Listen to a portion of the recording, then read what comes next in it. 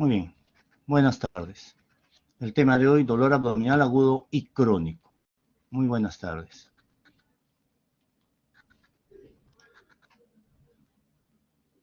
Algunas generalidades, ¿no? El dolor abdominal es una causa frecuente de consulta pediátrica, correspondiendo al 15% de las consultas entre los 5 y 14 años, y se acompaña frecuentemente de otros síntomas. En la mayoría de los casos son procesos autolimitados. Cuando estos pacientes se presentan en la emergencia, un 5% va a requerir hospitalización y de ellos 1 al 2% van a requerir tratamiento quirúrgico. Múltiples son las posibilidades diagnósticas, porque múltiples son los aparatos y vísceras implicadas. Por lo tanto, se requiere conocimientos fisiopatológicos adecuados para llegar al diagnóstico. En cuanto a la fisiopatología del dolor, esta va a estar en función del origen y de la transmisión de las vías nerviosas, ¿sí? Entonces vamos a tener tres tipos de dolor, ¿no? El dolor visceral, el dolor somático o peritoneal, denominado también parietal, o aquel dolor referido. El dolor visceral, en cuanto a su origen, va a estar determinado por los receptores en las vísceras huecas o sólidas y en el peritoneo visceral, es decir, aquel peritoneo que va a recubrir las vísceras. Los estímulos pueden ser mecánicos, por ejemplo, distensión, estiramiento, tracción o contracción, y también espasmos viscerales o isquemia. La transmisión es lenta, realizada a través de la fibra C sin mielina. Y dentro de sus características vamos a tener que es un dolor impreciso, mal localizado, difuso, con sensación de quemazón o incomodidad de intensidad variable, no se encuentra una posición antálgica y está asociado a manifestaciones vagales, ¿no? Por ejemplo, náuseas, vómitos, diaforesis, palidez, ansiedad y taquicardia. En cuanto al dolor de origen somático o peritoneal, su origen va a estar en aquellos receptores del peritoneo parietal, en la piel y en los músculos. Los estímulos van a ser la eliminación de metabolitos tisulares, posinflamación o isquemia. La transmisión se realiza a través de la fibra C o las fibras A delta, mielinizadas. Por lo tanto, su transmisión es rápida. Las características del dolor son aquellas que producen un dolor bien localizado, punzante, intenso y se exacerba con maniobras y movimientos y va a provocar una quietud. Es decir, va a ocasionar una posición antálgica en el paciente. El dolor referido es aquel dolor que se va a manifestar en regiones alejadas de donde se origina. Es un dolor irradiado que conlleva hiperalgesia cutánea sobre el dermatoma inervado por el mismo segmento neural que inerva a el órgano enfermo. ¿Sí? Entonces, por ejemplo, hay dolores abdominales que se manifiestan, mejor dicho, como manifestación de algún problema a nivel diafragmático, por ejemplo.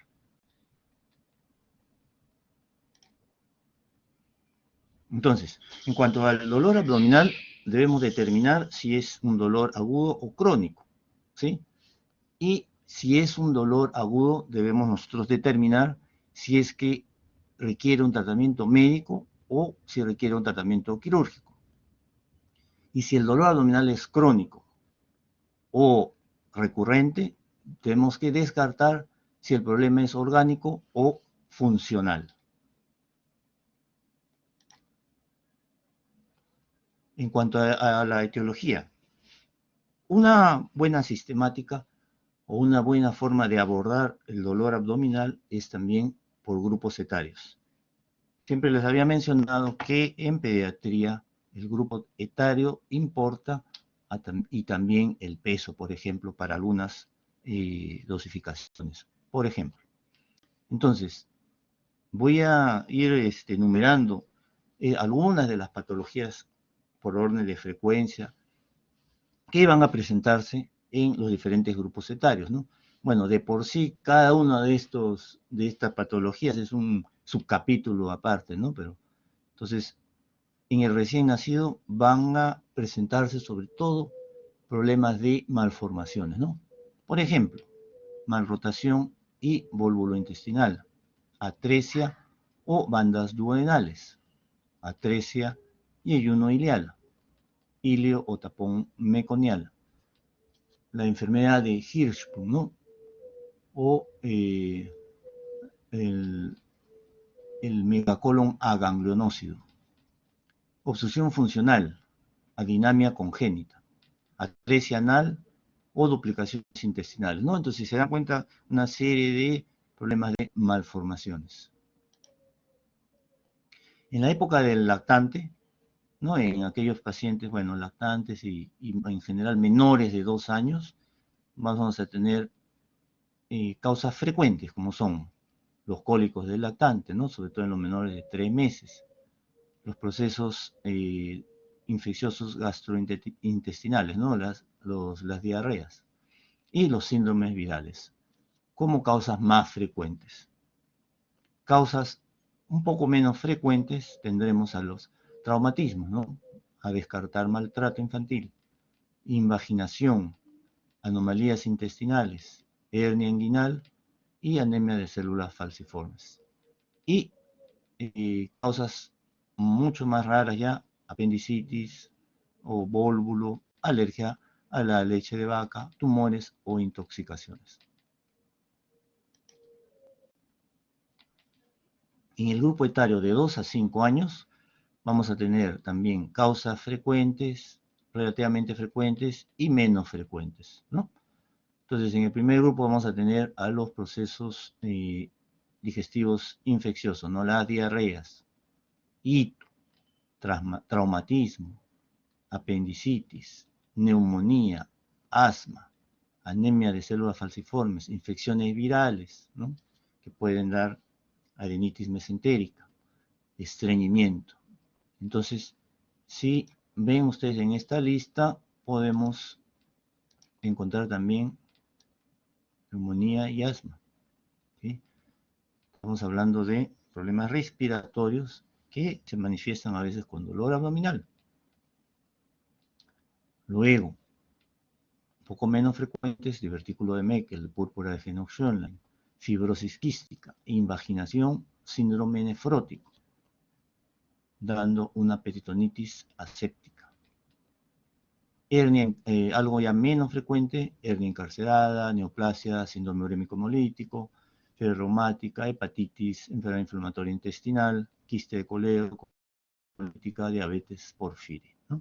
Entonces, si se dan cuenta, son múltiples las posibilidades diagnósticas. En el grupo de los adolescentes tenemos las diarreas, los traumatismos, la apendicitis, infecciones urinarias, enfermedades inflamatorias pélvicas, estreñimiento e infecciones víricas como causas frecuentes. Causas un poco menos frecuentes, nuevamente, problemas respiratorios, neumonía, asma, fibrosis quística, úlcera péptica, colecistitis, pancreatitis, dolor intermenstrual, Mittelschmerz.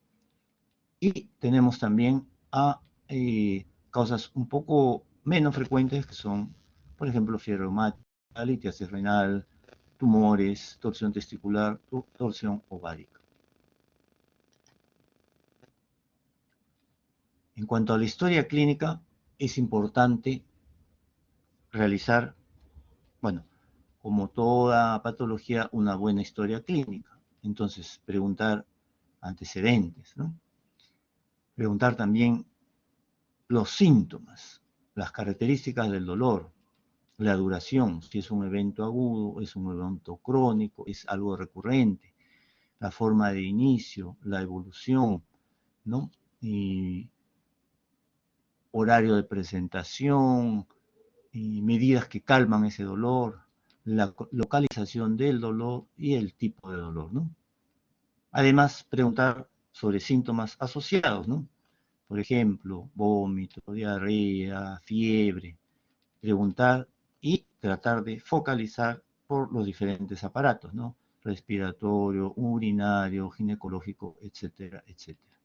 Y algo importante, como recalco, la sistematización o el enfoque mediante las patologías relacionadas siempre al grupo etario, relacionándolas al grupo etario.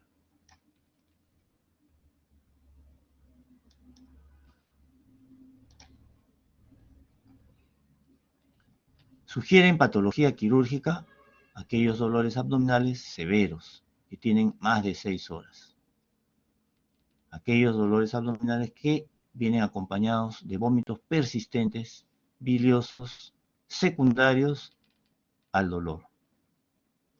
Y cuando el paciente ya presenta anorexia, ¿no? Ya no come nada.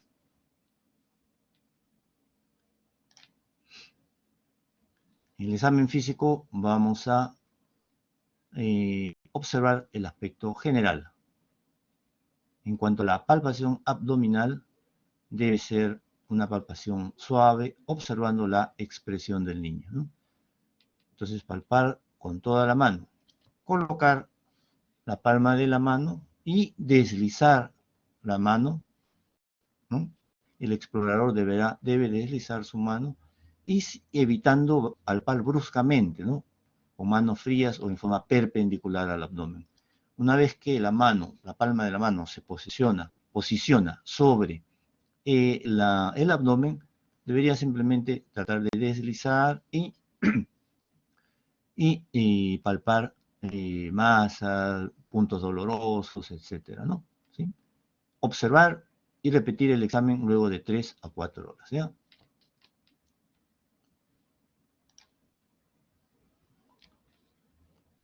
Los diagnósticos posibles según localización.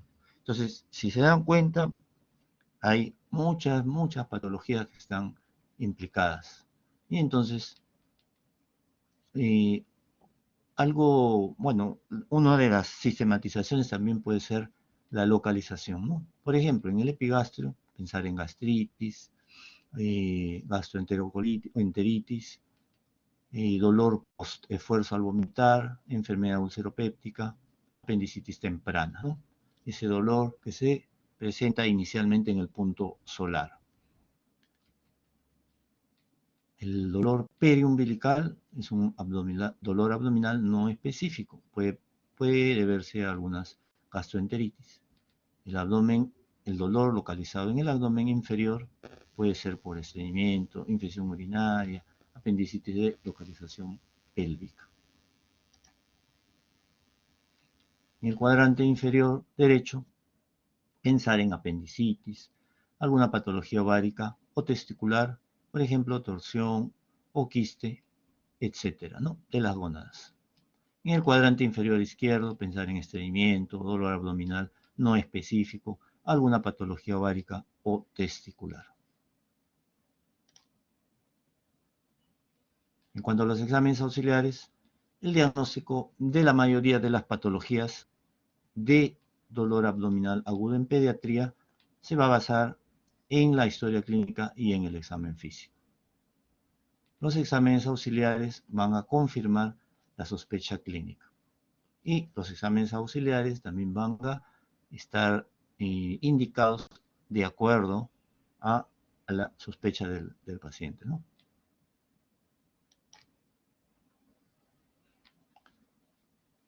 El laboratorio va a estar en función, como les mencioné, en función al diagnóstico de sospecha, ¿no? realizar un hemograma, electrolitos, urea, creatinina, la PCR, transaminasas, amilasa, examen de orina, ¿no? De acuerdo a la enfermedad o la patología que ustedes están sospechando. Y un hemograma sugerente de proceso infeccioso no señala patología específica. Un hemograma normal no descarta tampoco una patología infecciosa. Entonces se dan cuenta, es un examen que puede orientar, pero no es categórico. Inclusive un 10% de apendicitis perforada puede tener un hemograma normal, ¿no? Algo raro, pero puede presentarse. En cuanto a los exámenes radiológicos, la radiografía de abdomen simple estaría indicada en sospecha, por ejemplo, de una obstrucción intestinal, de litiasis renal o de una perforación visceral, para poder visualizar, por ejemplo, eh, aire en la cavidad abdominal, ¿no? Es de poca utilidad en la apendicitis. Y de acuerdo a las patologías que se sospechan, realizar ecografía abdominal, tomografía, radiografía de tórax, etc.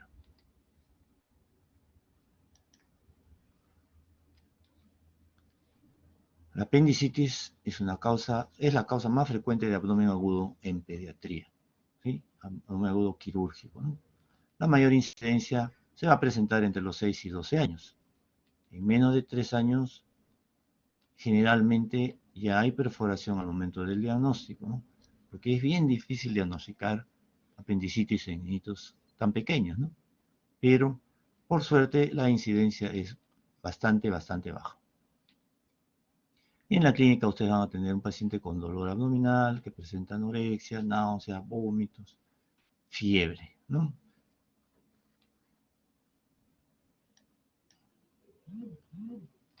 En el examen físico, el paciente va a adoptar una postura antálgica, va a evitar movimientos bruscos, va a presentar defensa, rigidez muscular, disminución de ruidos hidroaéreos y perestesia cutánea. Y en el laboratorio deberían encontrar leucocitosis con neutrofilia y una PCR elevada, ¿no? Signos indirectos de alguna infección.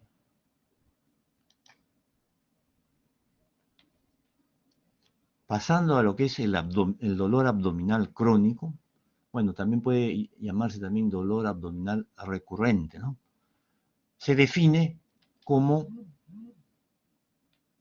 3 episodios de dolor abdominal durante los últimos 3 meses que interfiere con actividades diarias, ¿no?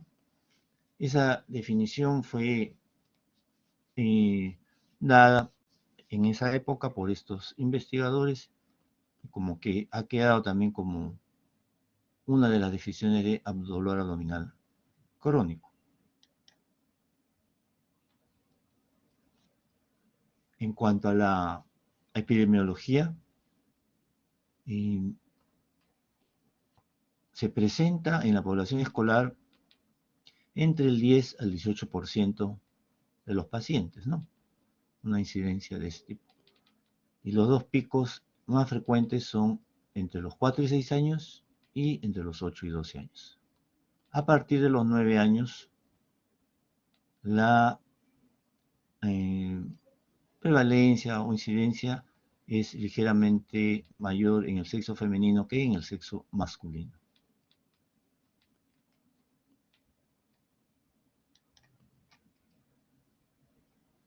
En cuanto a la fisiopatología, tratando de explicar este dolor abdominal recurrente, se mencionan dos posibilidades, ¿no? Que hay una hipersensibilidad visceral, es decir, hay una respuesta exacerbada ante los estímulos convencionales, ¿no? Entonces, estímulos que en pacientes, en la mayoría de los pacientes no debería causar molestias, en ellos estuviera exacerbada esta sensación debido a la disminución del umbral doloroso visceral, ocasionando de esa manera una hiperalgesia. La otra explicación sería que estos pacientes podrían presentar una dismotilidad gastrointestinal, una disautonomía vegetativa. Es decir, que el paciente puede presentar calambres por peristaltismo anómalo y exacerbado, ¿sí? Entonces podría presentar unos pequeños cólicos.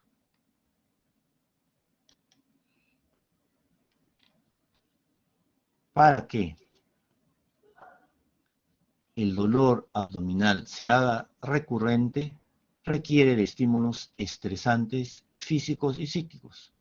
Por ejemplo, dentro de los físicos tendríamos algunas enfermedades y medicamentos recientes. Puede haber intolerancia constitucional a lactosa u otros azúcares. Puede ser un paciente que presente estreñimiento o aerofagia. Y dentro de los estímulos estresantes psíquicos tenemos a problemas familiares, ¿no?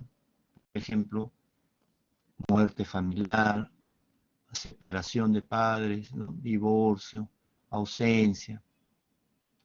Puede haber estrés escolar y considerar que el niño con dolor abdominal crónico o recurrente puede ser un niño introvertido, con escasa autoestima, que está o presenta aislamiento y depresión leve.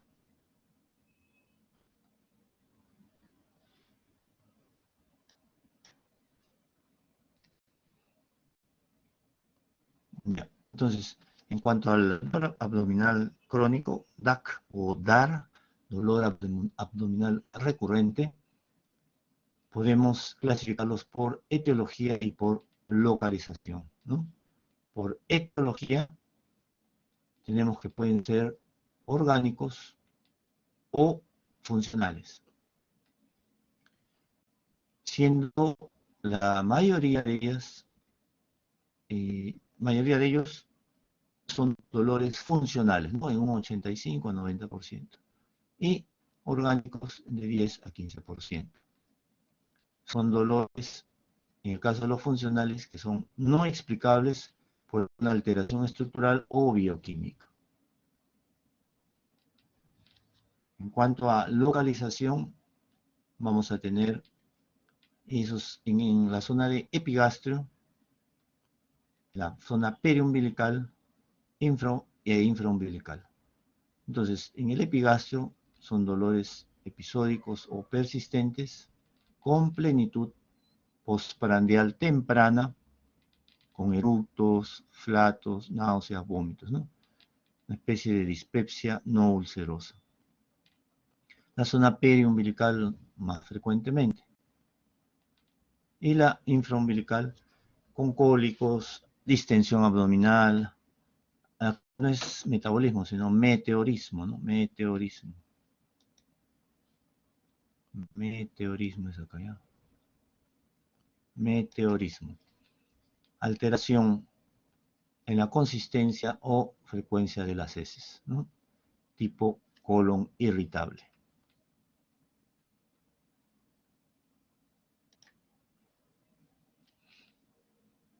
Ya. El DAC o DAR funcional, algunas características, ¿no? Se va a presentar preferentemente en niños mayores de 4, 5 o 6 años, dicen las diferentes literaturas, ¿no? Es un dolor paroxístico. En zona epigástrica, zona periumbilical, pero también zona infraumbilical. Es un dolor sordo, agudo, tipo cólico sin irradiación, que en los pacientes se puede presentar con intervalos libres de síntomas. No hay una relación con actividades, con comidas o patrones de defecación, pero interfiere con la actividad normal. Y explorando y realizando indagaciones tenemos a un paciente con un examen físico y exámenes auxiliares normales.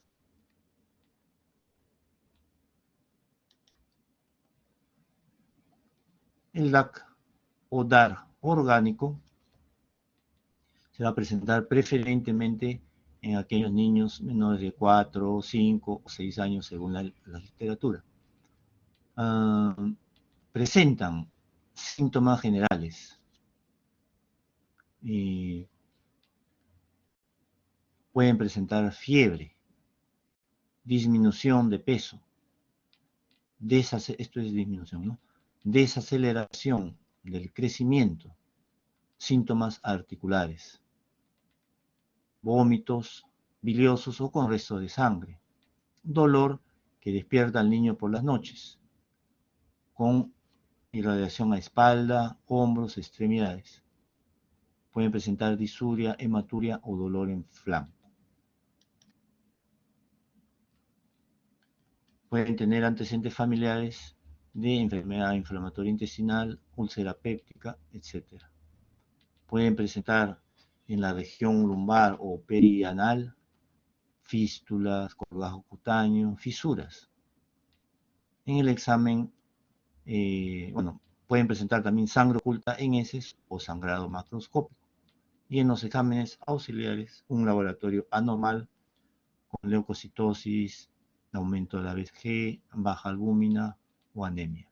Entonces, se dan cuenta, ya hay algunos hallazgos clínicos en el examen físico y hay algunos hallazgos también de laboratorio. Entonces, eso hace que el pediatra vaya evaluando las diferentes posibilidades, ¿no? Entonces, ya hay algunos indicios de organicidad.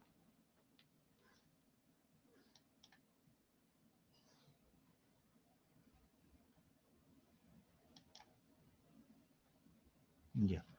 Entonces, si ya hay algún problema orgánico, entonces ya hay un diagnóstico que hay que ir evaluando, hay que ir estudiando y hay que tratar de profundizar en el diagnóstico, ¿no? Entonces, dentro de los problemas gastrointestinales tenemos esofagitis, gastritis, úlcera péptica, mal rotación intestinal, ¿no? Las denominadas bandas de Lat, pólipos, hernias, umbilical, inguinal, estreñimiento, parasitosis, ¿no?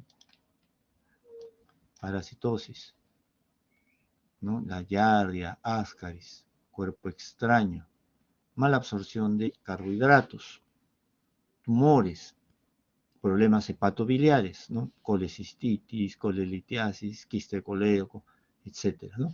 Son ya patologías que ameritan mayor estudio. Algunos problemas respiratorios, ¿no? Como infección, inflamación o tumor cerca al diafragma.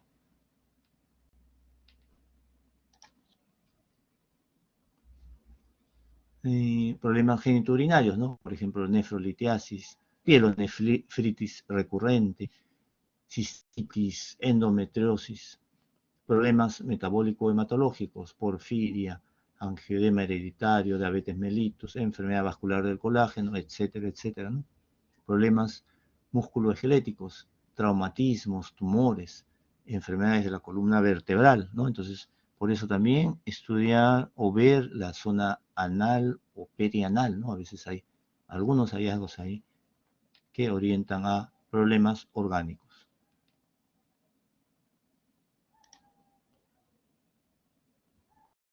Ya. Dentro de los trastornos gastrointestinales funcionales pediátricos, encontramos una serie de patologías que han sido clasificadas, reclasificadas, ¿no?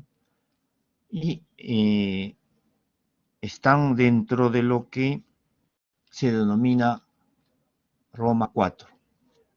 Entonces, el nombre de Roma queda porque inicialmente se hizo una reunión de expertos en gastroenterología para poder definir algunas patologías funcionales gastrointestinales, ¿no? Entonces, Roma 3 es desde 2006 y Roma 4 es del 2016. ¿eh?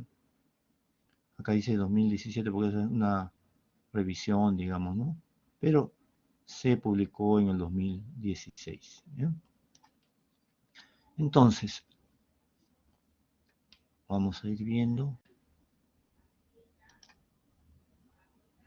Entonces, dice, clasificación de los trastornos funcionales en niños pequeños según criterios de Roma 4. Entonces, según el síntoma predominante, se considera diferentes cuadros clínicos.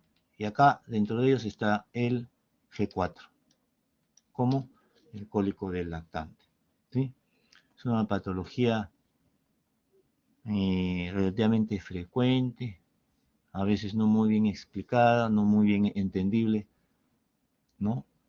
Pero está catalogada dentro del grupo de G, ¿ya? El grupo G. G4, cólico del lactante. Y tenemos, dice, ¿no? Debe cumplir todos los siguientes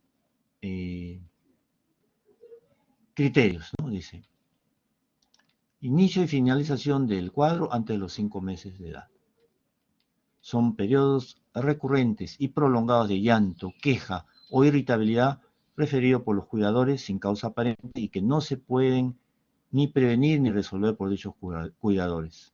No presenta falla de medro, fiebre u otra enfermedad evidente. ¿ya? Entonces, si ustedes tienen sus hermanitos, sus propios hijos, sobrinitos, habrán visto que a veces hay esos pacientes, ¿no? Inclusive acuden por emergencia, porque el niño llora, llora, llora, llora, y no se sabe de qué es, ¿no?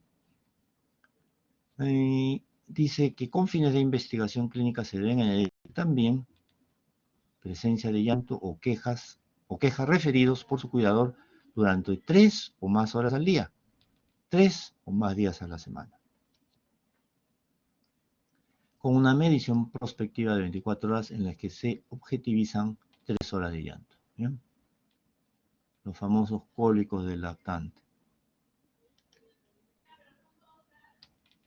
Continuando entonces con la clasificación de trastornos funcionales en niños y adolescentes según criterios de Roma 4, ya tenemos el otro grupo, ya no es G, sino es el grupo de las H.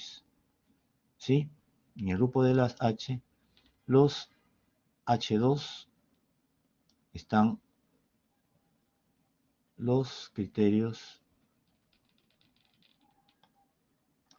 aquellos trastornos de dolor abdominal funcional para niños y adolescentes. ¿ya? Entonces, esto ha sido reclasificado, porque hay alguna variación con Roma 3. Y tenemos acá el H2A, H2B, H2C y H2D. Entonces, es una especie de definición, pues, ¿no? Entonces, tenemos, por ejemplo, la dispepsia funcional, en la cual el paciente tiene que presentar al menos 4 días al mes, con un mínimo de 2 meses antes del diagnóstico. Y estas molestias, y tenemos acá el número 3, dolor epigástrico. ¿ya? Entonces, por eso también está dentro del estudio de lo que estamos revisando ahora, dolor abdominal. ¿ya? Y hay 2 subtipos que son el síndrome de disconfort postprandial y síndrome dolor epigástrico. ¿ya? Pero a veces, como le digo, difícil el diagnóstico porque es dolor funcional, ¿no? Entonces, en los exámenes no sale nada. ¿sí?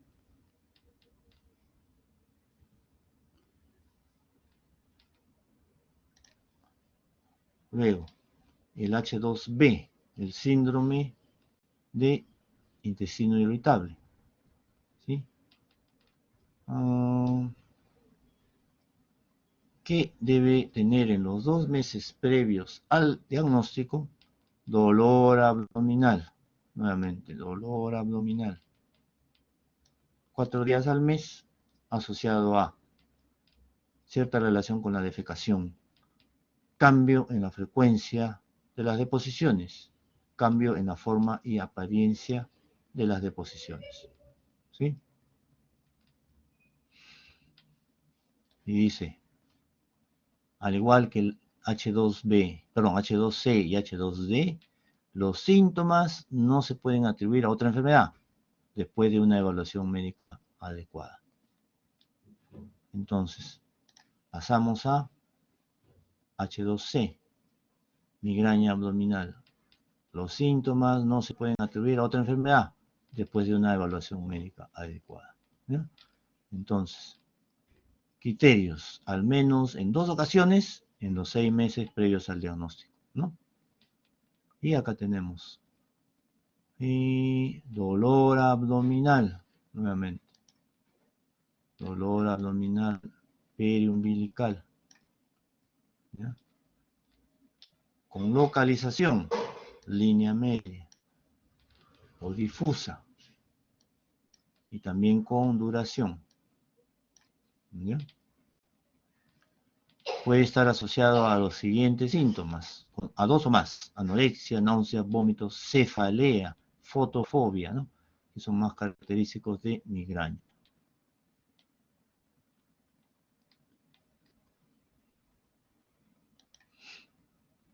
El H2D, nuevamente, los síntomas no se pueden atribuir a otra enfermedad después de una evaluación médica adecuada.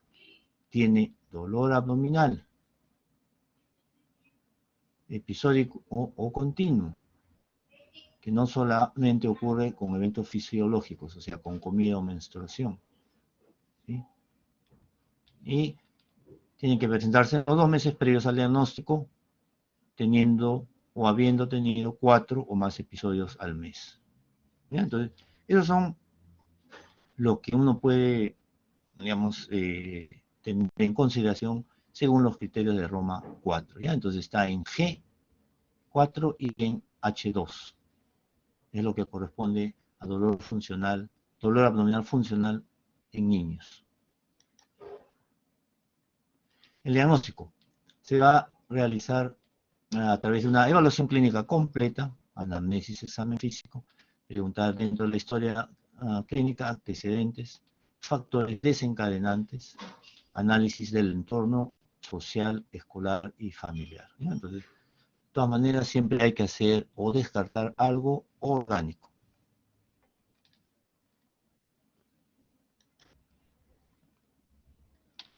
Lo principal, evaluación clínica.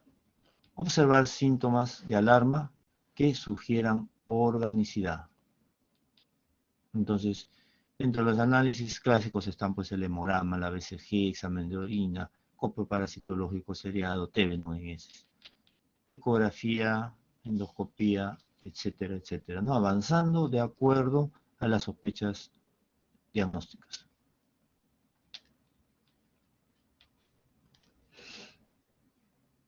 En cuanto al tratamiento, se debe realizar el manejo específico de la enfermedad orgánica y el uso de sintomáticos para trastornos funcionales, ¿no? Los cinéticos, anticolinérgicos, fibra, etc. Debe hacerse también un tratamiento familiar mediante una educación, tranquilización y apoyo continuo al paciente y su familia, identificando fuentes de estrés e intentando bajar dicho estrés y la tensión en el niño. En cuanto a pronóstico, tenemos que de los trastornos funcionales, el 50% de ellos puede presentar alguna resolución completa. 25% de ellos presenta durante la adultez persistencia de dolor abdominal. Y un 25% de ellos puede presentar trastornos psicosomáticos diversos.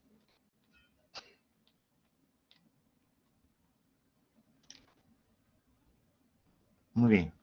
Hasta ahí era lo que yo quería mostrarles con la clase de dolor abdominal agudo y crónico. ¿Ya? No sé si alguien tenga algún comentario, algún aporte, alguna pregunta. Heber, a ver, diga Heber. Diga usted.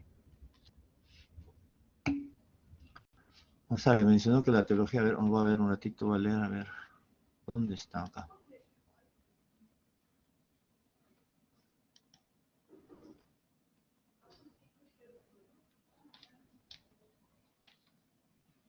Un ratito, a ver, ¿qué dice?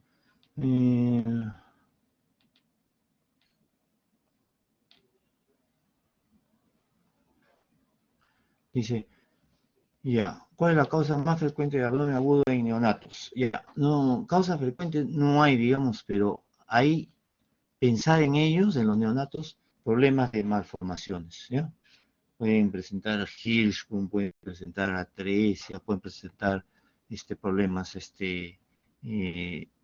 todas las malformaciones intestinales, ¿no?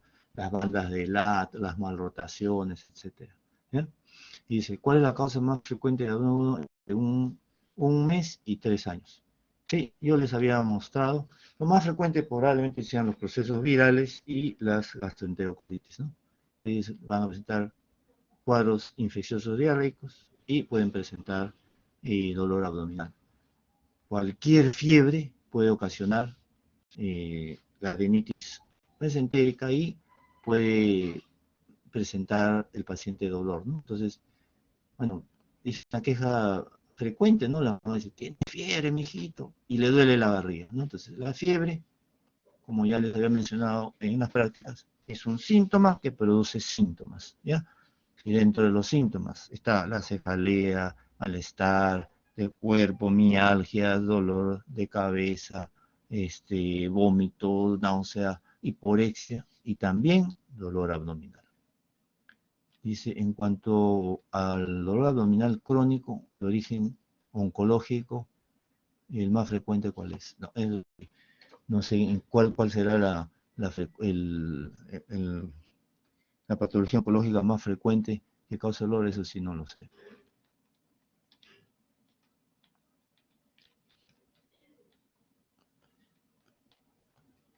Y consideramos también que digamos, hay oncología pediátrica, ¿no? Pero no es bueno, puede presentarse, sí, pero digamos, con mayor frecuencia tal vez en otras edades, ¿no? Muy bien, no sé si alguien tenga alguna más. Muy bien, Hebert, gracias. Muy bien, entonces, considerando que esta es, sí, mi última teoría, deseo uh, expresarles mi consideración hacia ustedes y que puedan culminar bien el curso y que puedan aprobar el curso y Dios mediante llevar muy bien el próximo año su infiernado, ¿sí? Y culminar satisfactoriamente la carrera, ¿ya? Muy bien, entonces, de mi parte, muchísimas gracias por vuestra atención y que tengan muy buena tarde. Muchas gracias a todos ustedes. Muchas Muy gracias. buenas tardes. Muchas gracias. Gracias, doctora. Gracias, Muchísimas doctor. gracias. Muchas gracias. Buenas tardes. Gracias, doctora. Muchas gracias. Buenas tardes.